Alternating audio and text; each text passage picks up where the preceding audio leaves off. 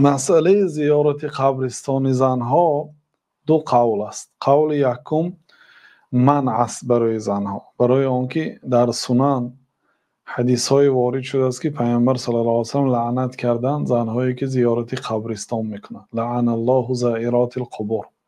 بنابراین به همین حدیث ها منع کردند و این چنین در بعض اصول بعض مذهب ها سد ذرایع هست، گرفتن پیش راه گناه.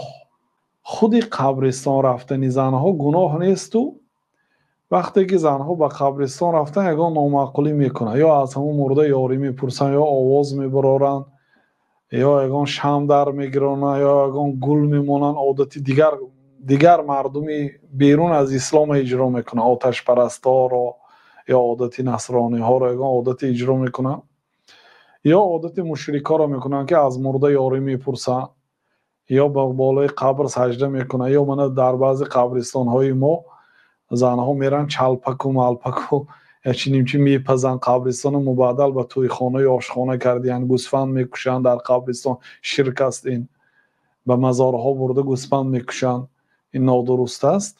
از همین حساب منع کردن زنها که رفت یگان کاری نادرست میکند گفته و این چنین به حالگی حدیث سنن تکیه کردن.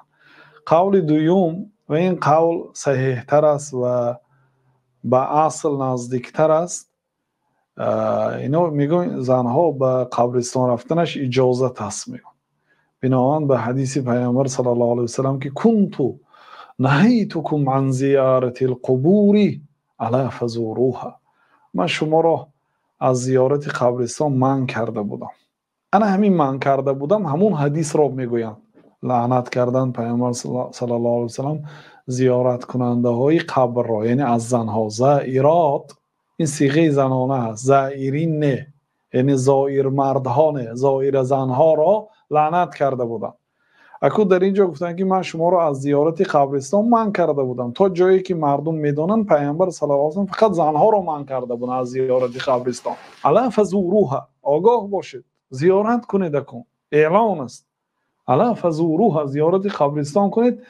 فانها تذکرکم الاخره، چون زیارت قبرستان حیات آخرت را به خاطر می بیارد. گفت و واقعا وقتی کسی قبرستان میرد حیات آخرت به خاطرش میاد. من این آدما بزرگا بودن، شب و روز پول کار کردن، مهنت کردن، اینش فلانی بود، اینش فلانی بود، اینش در فلان جا کار میکرد، اینش فلان چی بود.